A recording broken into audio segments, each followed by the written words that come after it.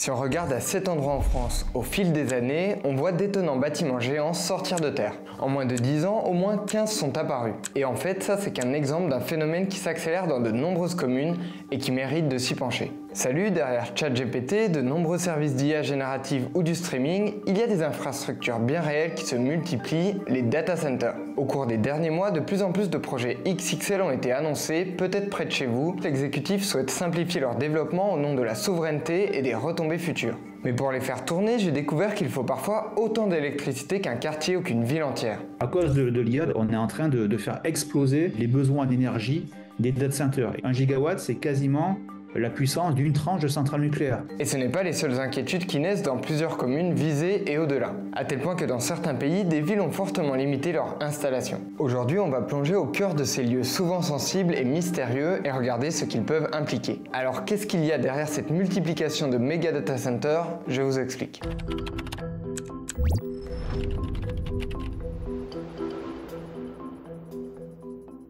Commençons cette histoire un peu plus au nord et un peu plus à l'ouest, ici en Irlande. Dans ce pays, depuis le milieu des années 2000, on peut voir que la demande d'électricité des principaux secteurs est à peu près stable. Mais il manque quelque chose sur ce graphique, les data centers, dont le pays a fortement encouragé l'installation. Résultat, en 6 ans, leur demande d'électricité est passée de pas grand-chose à presque autant que tout le reste de l'industrie du pays. Face à cette explosion de la consommation, des zones comme Dublin décident alors de faire marche arrière et limitent drastiquement l'installation de data centers. Aujourd'hui, il y a à peu près 25% de la consommation électrique de l'Irlande pour les centres de données. C'est des trucs qu'on peut regarder avant d'être dans le jeu du problème. Alors, est-ce qu'un tel scénario pourrait se produire en France? Juste avant de creuser cette question, n'hésitez pas à vous abonner à la chaîne de Brut pour ne pas louper nos vidéos. Plongeons ici, en plein cœur de Paris, dans ce bâtiment a priori des plus classiques. Et pourtant, il abrite l'un des tout premiers data centers du pays, installé en 1996. Près de 30 ans plus tard, déplaçons-nous à 3 km de là, à La Courneuve. Cet immense bâtiment, il vient de sortir de terre et héberge des data centers sur 40 fois plus de surface. En fait, des grands data centers, on en compterait désormais environ 300 en France selon RTE et d'autres sites spécialisés. Le premier de loin, c'est les USA, 5381. Le deuxième, c'est l'Allemagne, 521. La France est à peu près au milieu, dans le top 10, on va dire. Et c'est bien parti pour n'être qu'un début, vous allez voir. Clearly, this is how to have much more data centers. And we are back in the race now. Nous sommes en février 2025. La France annonce 35 zones prêtes pour l'implantation de centres de données de grande taille pour l'IA. Et l'exécutif promet des procédures facilitées pour les projets de data center. En cherchant à travers l'Hexagone, j'ai trouvé des dizaines et des dizaines de projets de nouveaux data centers à différents stades d'avancement. On peut plonger à Marseille où cette friche à peine démontée devrait laisser la place à un nouveau data center immense. Ou encore ici à Duny, en Seine-Saint-Denis, en bordure de cet aéroport, où la construction de ce qui est présenté actuellement comme le plus grand data center de France est annoncée pour l'été 2025. Mais ces projets géants paraissent tout petits à côté d'autres qui viennent aussi d'être annoncés. Dans cette commune d'Île-de-France, vous ne voyez qu'un champ et une ligne à haute tension? Pour l'instant, c'est normal. Mais selon le Parisien et Actu.fr, dès 2026, c'est bien ici que devrait commencer la construction d'un projet dont la puissance devrait être supérieure à celle d'un réacteur nucléaire moyen. En fait, début 2025, Emmanuel Macron annonce un gigantesque campus IA prévu en Île-de-France et décrit comme le plus grand d'Europe. Son emplacement précis n'a pas encore été confirmé, mais sa puissance devrait atteindre 1,4 gigawatts. Selon Le Monde, ce serait plus que la puissance de tous les data centers aujourd'hui installés en France, et c'est donc un gros changement d'échelle. Il est porté notamment par le fonds émirati MGX et par des acteurs français comme la Banque publique d'investissement ou Mistral AI, qui développent notamment une alternative française à ChatGPT. Mais ce n'est pas le seul méga centre en projet avec une puissance d'1 gigawatt. Un autre vient d'être annoncé à Cambrai dans le Nord, et un autre est promis par l'entreprise FleetStack dans un lieu encore non communiqué du nord de la France. Au total, les investissements annoncés en février 2025 pour le développement de l'IA et des data centers s'élèvent à plus de 100 milliards d'euros et sont très majoritairement privés. À titre de comparaison, c'est un peu plus que le montant du budget annuel du ministère des Armées ou de celui de l'éducation. Mais alors pourquoi ce boom de méga data centers en ce moment ?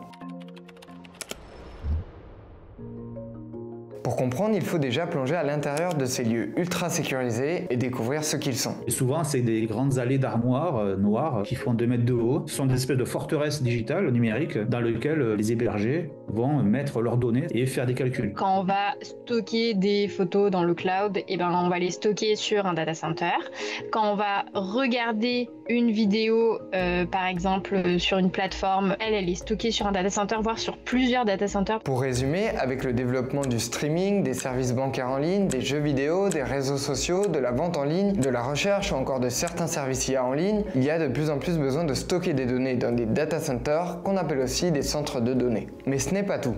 Avec le développement rapide de l'intelligence artificielle, et notamment l'IA générative qui sert à ChatGPT et à de nombreuses autres applications, on a aussi besoin de pouvoir effectuer beaucoup plus de calculs à partir de ces données. À la fois pour l'entraînement des modèles, donc quand vous allez créer votre modèle, lui faire apprendre à partir des données, ça consomme beaucoup de puissance de calcul. Et après, une fois que votre modèle il est appris, on va dire, par exemple quand vous connectez à ChatGPT, vous lui faites une requête, ça s'appelle l'inférence. Quand vous allez sur votre appli photo, faire de la retouche photo, maintenant effectivement c'est fait par une IA, donc ça a besoin aussi de puissance de calcul. Dans les nouveaux data centers, on a à la fois le calcul et les données qui sont à côté, parce que ça coûte très cher de déplacer les données d'un point de vue énergétique, et donc c'est pour ça que l'IA, surtout les IA génératives, c'est le grand moteur du développement des data centers actuellement. Pour mesurer la hausse de ces besoins, dû notamment à l'IA, on peut aussi regarder l'évolution des CPU, les processeurs qui gèrent des tâches informatiques générales, et les besoins en GPU, de nouveaux processeurs graphiques qui permettent des calculs de plus haute performance dans les data centers. Historiquement, dans les data centers, ça consommait quelques centaines de CPU, quelques dizaines de GPU, on va dire. Maintenant, l'entraînement d'un modèle en IA, c'est directement plusieurs milliers de GPU, voire même plusieurs centaines de milliers de GPU d'ici un avenir très proche. Nous voici de nouveau à Marseille. Il prélève cette eau qui est de l'eau qualité potable. Ici, comme dans d'autres communes, plusieurs de ces projets font face à des campagnes d'opposition, car ils peuvent avoir plusieurs impacts bien réels. Vous vous souvenez des difficultés de Dublin face au data center? Eh bien, dans certaines villes françaises, certains craignent des évolutions similaires. À Marseille, au cours des dernières années, plusieurs grands data centers comme celui-ci ou celui-là sont construits dans le périmètre du grand port maritime. Ça, c'est notamment parce que Marseille est un point d'arrivée de grands câbles sous-marins reliés à d'autres continents. Ces data centers, pour fournir leurs services en continu, ils consomment autant d'électricité que des dizaines de milliers de Marseillais. Selon RTE, qui gère le réseau électrique en France, je cite, ces data centers commençaient à entrer en concurrence avec d'autres projets locaux comme l'alimentation électrique des navires à quai dans le port ou l'aménagement d'un quartier, etc. Et alors, à l'échelle du pays, qu'est-ce que ça représente? Ce graphique du Shift Project montre que la consommation électrique des data centers ces dernières années est estimée à environ 12 TWh par l'ADEME. C'est à peu près ce que consomment 5,5 millions de Français par an. Dans cet article, un expert de l'ADEME indique que pour l'instant, les problématiques portent moins sur le volume d'électricité produite, car la France en exporte, que sur ses réseaux de distribution. Quand vous déployez même plusieurs centaines de mégawatts ou 1 gigawatt, maintenant le gros enjeu, c'est de trouver une capacité électrique assez proche de l'endroit où vous allez pour installer vos data centers. RTE met en avant des investissements pour développer par anticipation le réseau électrique dans des secteurs propices à l'implantation future de data centers. C'est le cas au nord de Marseille, autour de la zone de plan de campagne, où va être installé un nouveau poste électrique à très haute tension pour accueillir de futurs data centers géants à la place des zones d'implantation actuelles, notamment sur le port. Mais ce n'est pas le seul enjeu pour les territoires où s'installent les data centers. Sur les toits que je vous ai montrés, vous avez peut-être remarqué que se dresse un grand nombre d'étranges structures. La plupart sont de gigantesques systèmes de refroidissement. Car ce qu'on n'a pas encore dit, c'est que quand ces immenses systèmes numériques tournent, ils chauffent beaucoup. Et il faut donc les refroidir. Alors je ne vais pas rentrer dans les détails, il existe différentes options qui peuvent consommer beaucoup d'électricité ou beaucoup d'eau. Faisons un petit crochet par l'Angleterre à l'été 2022. Il y a de fortes chaleurs et des tensions surgissent autour des usages de l'eau. Dans le même temps, les data centers de plusieurs opérateurs font tourner leur système de refroidissement et utilisent des quantités d'eau excessives selon cet avis d'experts de l'ADEME. À tel point que Thames Water, une importante compagnie britannique de distribution d'eau, leur demande par la suite un plan de réduction de leur consommation. En effet, la compagnie craint des conflits autour de l'eau à l'avenir. L'augmentation des risques de stress hydrique dans plusieurs endroits de France et l'augmentation du nombre et de la taille des data centers démultiplient ce type de questionnement. Quand un data center, on l'installe pour 20-25 ans, donc il faut regarder un petit peu dans le futur vers quoi on se dirige. Si on est dans une zone qui n'a pas beaucoup de volume d'eau, soumises à des fortes périodes de sécheresse et de fortes chaleurs, c'est pas forcément le bon endroit pour installer un data center. Alors je ne vais pas pouvoir développer tous les points d'inquiétude que j'ai vu soulevés par des opposants locaux ou des scientifiques. Mais on peut aussi citer rapidement le besoin de trouver des espaces pour installer ces data centers, la chaleur qu'ils peuvent rejeter, ou encore leurs besoins importants en plusieurs métaux. Dans un contexte de hausse de la demande, on pourrait connaître à terme des difficultés d'approvisionnement pour certains métaux, dont l'exploitation aggrave par ailleurs la destruction de paysages naturels et d'animaux. Pour finir, plusieurs scientifiques mettent en avant l'impact carbone du développement mondial des data centers. Déjà, l'électricité dont on a parlé, elle peut être produite de plusieurs manières. Ce rapport préliminaire du Shift Project indique qu'aux États-Unis par exemple, plusieurs nouveaux centres de données et centres de calcul liés à l'IA reposent aujourd'hui sur le développement de centrales à gaz, voire sur l'utilisation de charbon. Ce type d'évolution, ça complique les réductions de gaz à effet de serre qui doivent permettre de limiter les conséquences du réchauffement climatique. Conséquences que j'explorais dans ces deux vidéos pour la France et l'Europe si cela vous intéresse. On a encore nos calculs en cours, mais ça veut dire à peu près faire x2 à x3 sur nos émissions de gaz à effet de serre des centres de données, passer à l'équivalent de à peu près 1 à 2 France pour les centres de données au niveau mondial. Il y a Google et Microsoft au moins parmi les GAFAM qui disent qu'ils ne respectent pas leur engagement à cause de l'IA. Ce qu'on est en train de rajouter, c'est du dixième de degré, donc ça a vraiment de l'impact. Février 2025, Meudon-la-Forêt. Le ministre de l'Industrie, Marc Ferracci, et le maire de la ville, Denis Larguero, inaugurent un tout nouveau data center à 350 millions d'euros.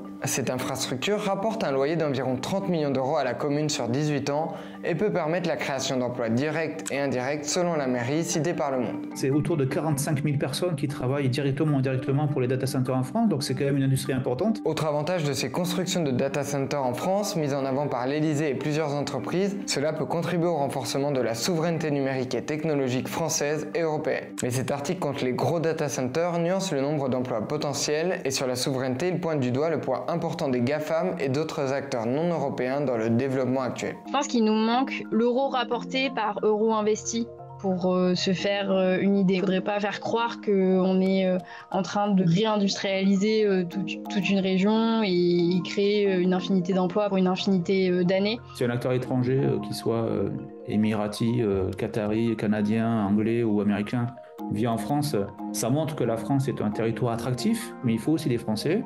Et il faut aussi effectivement de la technologie française et européenne qui nous permet, si possible et si besoin, d'être 100% autonome. Alors je me suis demandé, est-ce qu'il y a des solutions pour réduire les impacts de ces data centers géants ? Vous vous en doutez, j'ai trouvé des réponses très différentes suivant les priorités de chacun. Voici une première piste dans ce centre de données et de calcul public porté notamment par le GENSI, un organisme public qui développe ce type d'infrastructure. Donc cette machine que vous avez derrière, Jean Zé, qui est une de nos 3 machines, c'est une machine qui est dédiée d'ailleurs à l'IA notamment. Ce qui est intéressant, donc elle a un refroidissement à eau tiède, ça rentre à 30 degrés, ça ressort à 36 degrés. Cette chaleur, au lieu qu'elle parte dans l'air ambiant sur le toit du data center, elle est capturée, on la réinjecte dans un réseau de chaleur qui existe sur le site de Paris-Saclay. Donc ici, quand on rentre un watt dans nos machines, il sert à la science, mais en plus, en hiver, il sert à chauffer 1500 logements. En été, la chaleur, elle est perdue. Et c'est là où on consomme un petit peu d'eau, notamment, en gros, l'équivalent d'une piscine chaque année. En Ile-de-France, à Lys, c'est aussi le cas de ce tout nouveau data center qui fournit de la chaleur pour des milliers de logements et des bâtiments publics. Et c'est aussi le cas de certains autres nouveaux data centers qu'on a présentés dans la vidéo. Mais peut-être que vous vous souvenez de ce data center géant qui s'agrandit dans l'Essonne. En théorie, la chaleur qu'il produit équivaut à ce qui pourrait chauffer des dizaines de milliers de logements. Mais en 2023, ce type de réutilisation n'était toujours pas mis en place selon ce rapport de l'autorité environnementale. Dans les faits, seule une minorité des data centers valorise cette ressource aujourd'hui. Ils sont obligés de faire une étude, mais s'ils estiment que les conditions technico-économiques ne sont pas réunies, c'est pas obligatoire. J'espère que ces nouveaux projets vont être capables de pouvoir chauffer des écoquartiers complets. Il faut qu'il y ait un réseau de chaleur installé aussi. S'il n'y en a pas, c'est plus compliqué. Concernant l'eau, l'ADEME indique ici que les quantités consommées peuvent être réduites en évitant certains systèmes de refroidissement dits adiabatiques qui consomment beaucoup ou en utilisant par exemple des circuits d'eau fermés. Et concernant les métaux, l'entreprise française OVH teste par exemple les composants de ses data centers en fin de vie et a déjà pu réemployer 25 à 36% des pièces dans de nouvelles installations selon cet autre article de l'ADEME. Sur ces différents aspects, précisons que plusieurs contraintes techniques ou financières peuvent limiter leur déploiement. Alors qu'en est-il du côté du climat? Je trouve que ce graphique de l'Agence internationale de l'énergie pose assez bien les enjeux pour 2035, donc dans 10 ans à l'échelle mondiale. Ici on a les estimations des émissions dues aux data centers qui augmenteraient donc. Mais ici l'agence note aussi des baisses d'émissions que l'IA pourrait entraîner en parallèle. En effet, le déploiement de l'IA dans les transports, dans l'industrie ou d'autres secteurs pourrait permettre d'importantes économies d'énergie par exemple. Et au final, cette baisse, elle pourrait être plus importante que la hausse liée au data center qu'on a vu juste avant selon l'agence. Mais celle-ci nuance en expliquant que cette baisse pourrait aussi s'avérer marginale sans intervention réglementaire et autres pour assurer l'adoption généralisée de ces IA utiles pour le climat. Si on fait pas ça, ça veut dire que la majorité des usages IA qui vont rester, ça sera probablement des usages productifs, pratiques, divertissants, mais il n'en restera pas moins que leur coût carbone direct fera que ça augmentera les émissions de gaz à effet de serre. On est à peu près sur du plus 6% par an, alors que en gros, si tous les secteurs font la même chose, il faut que tous les secteurs fassent moins 5% par an. Ce think tank note aussi que s'il existe des cas où le recours à l'IA peut permettre de réduire les impacts environnementaux, il semble que ce soit rarement de l'IA générative. À côté de ça, il y a un troisième point, le développement massif de l'IA pourrait entraîner ce qu'on appelle des effets rebonds. Pour ne prendre que deux exemples, en permettant d'avoir du pétrole moins cher ou en permettant le développement de plus de robots, elle pourrait augmenter la consommation d'énergie et donc les émissions. Ces émissions dues aux effets rebonds sont en dégradé ici car très difficiles à estimer a priori. Si on doit effectivement installer des data centers, si on veut effectivement faire attention à l'impact carbone, la France est un pays intéressant. En prenant en compte ces enjeux climatiques, l'installation de data centers en France serait une bonne nouvelle pour l'empreinte carbone du numérique selon RTE. Le gestionnaire du réseau rappelle qu'avec 92% de production décarbonée en 2023, due au parc nucléaire et aux sources renouvelables, la France a une des électricités les moins émissives d'Europe. Ok pour aujourd'hui côté électricité, mais qu'est-ce que ça donne à plus long terme? Ces dernières années, je me suis rendu compte que l'efficacité des data centers a fortement augmenté. Néanmoins, face à leur multiplication, l'efficacité n'a pas suffi à empêcher la hausse de leur consommation électrique en France. Si on reprend ce graphique, on voit ce que ça pourrait donner dans les prochaines années selon les dernières annonces de RTE. Entre aujourd'hui et 2035, la consommation d'électricité des data centers dans le pays pourrait en gros doubler et atteindre 23 à 28 TWh. Puis en 2040, ça pourrait passer à environ 30 à 42 TWh, ce qui voudrait dire en gros multiplier par 3 la consommation électrique des data centers en 15 ans à peine. Il est sûr qu'avec les annonces un peu qu'il y a eu au sommet de l'IA, ça peut être revu encore à la hausse. Dans son rapport préliminaire, le Shift Project rappelle qu'il faut aussi prendre en compte les engagements de la France et de l'Europe de passer plusieurs autres de nos usages dans d'autres secteurs à l'électrique. C'est notamment le cas dans les transports et l'industrie, dans le but de réduire notre dépendance au gaz et pétrole importés, de continuer à réduire notre impact sur le climat ou encore d'améliorer notre qualité de l'air. D'ici une dizaine d'années, normalement, on devrait avoir de nouveaux réacteurs nucléaires, nouvelle génération. Mais effectivement, il faut être vigilant à ça. Là, je n'ai pas forcément réponse sur le cumul des besoins. Mais en tout cas, bon, il y a quand même un surplus d'énergie qu'on exporte actuellement, qu'on pourra utiliser si besoin, à toute ou partie, pour ces nouveaux usages internes. À chaque fois qu'en France, on va installer une éolienne ou une centrale nucléaire, on prend un tiers, et ce tiers-là, il est pour les centres de données et pas pour le reste des usages de l'électricité. Donc il faut quelque part que le choix qu'on fait sur la quantité d'électricité qu'on donne au centre de données, il ait du sens par rapport à tous ces autres besoins. Donc la première action collective, c'est un petit peu réussir à encadrer cette filière-là. Enfin, il faut noter que lorsqu'on ne prend pas seulement en compte l'empreinte carbone de l'énergie, mais également celle de la fabrication des data centers, comme ce que fait ce rapport du Shift Project, eh bien les émissions sont plus importantes. Face à ces implantations massives et aux impacts possibles, certains posent la question de ce à quoi nous servent vraiment les data centers. En gros, est-ce qu'on en a vraiment besoin? Des associations comme la Quadrature du Net ou Data for Good demandent par exemple de mettre en pause l'installation des plus gros data centers. A l'inverse, l'exécutif fait de nouvelles promesses pour faciliter leur installation, pour tenter de faire de la France un leader dans la course au développement des services numériques et de l'IA. Des incitations fiscales sont déjà en place pour les data centers et une proposition de loi vise à réduire leur délai d'implantation et les possibilités de contestation. Dans son rapport, la Commission de l'intelligence artificielle recommande d'accroître la présence de centres de données en France et de devenir un pôle majeur de la puissance de calcul. Elle explique, alors que les États-Unis et la Chine ont fait de la maîtrise de l'IA l'un des piliers de leur stratégie de puissance, nous devons relever le défi de l'IA, faute de quoi nous n'aurons pas la maîtrise de notre avenir. De son côté, un expert de l'ADEME explique ici que certains usages numériques, décuplés par l'IA générative, méritent que l'on s'interroge sur leur pertinence avant de s'y jeter à corps perdu. On risque sinon de perdre la maîtrise de l'allocation de nos ressources énergétiques et foncières. Alors comment poser la question de nos besoins numériques individuels et collectifs en prenant à la fois en compte les apports et les conséquences? Il ne faut pas rester à côté de la course parce qu'on sait que l'IA va impacter énormément de domaines scientifiques, industriels, sociétaux, et qu'on a en plus en France tous les ingrédients pour être un leader mondial de l'IA. Il faut avoir des modèles souverains français et européens. Je trouve qu'il ne faut pas non plus que notre territoire soit rempli de data centers, parce qu'effectivement, à un certain moment, ça peut poser problème. On ne peut pas comparer un data center qui va travailler sur générer des nouveaux médicaments, travailler sur de nouveaux matériaux, et un data center qui va trier des photos de vacances. La plus grosse optimisation, c'est nous. Il faut qu'on se rende compte qu'à chaque fois qu'on fait une requête sur ChatGPT, on va consommer de la ressource. Ça fait jamais plaisir de choisir, mais dans un monde limité, que ce soit en émissions de gaz à effet de serre ou en ressources, il faut prendre un peu cette habitude-là. Et donc là, il y a des personnes qui préfèrent l'IA et d'autres qui préfèrent leur voiture et d'autres qui préfèrent prendre l'avion. Et quelquefois, il y en a qui n'ont la chance que d'utiliser que l'IA parce que c'est gratuit. Et donc ce champ de préférence individuelle, moi je pense que le cap et la boussole, ça reste faire son empreinte carbone. Et oui, là-dedans, il y a la place pour des préférences personnelles qui vont un peu plus d'un côté ou un peu plus de l'autre. Après, il y a aussi un champ de réflexion qui est plus collectif au sein de tous les usages d'IA. Lesquels sont les plus souhaitables. Un peu comme au sein des usages plastiques, c'est plus facile de faire du zéro déchet que se passer de la poche de perfusion plastique. Si on veut que nos préférences collectives, on puisse les exprimer, il faut que le numérique puisse être dans les débats publics. Merci d'avoir regardé cette vidéo jusqu'ici. Je trouvais ça intéressant de creuser quelles pouvaient être les principales implications concrètes et physiques du développement des data centers pour les territoires et l'environnement en France. Pour ça, j'ai essayé de consulter et de synthétiser un maximum de sources fiables que je vous invite à retrouver sous la vidéo pour aller plus loin.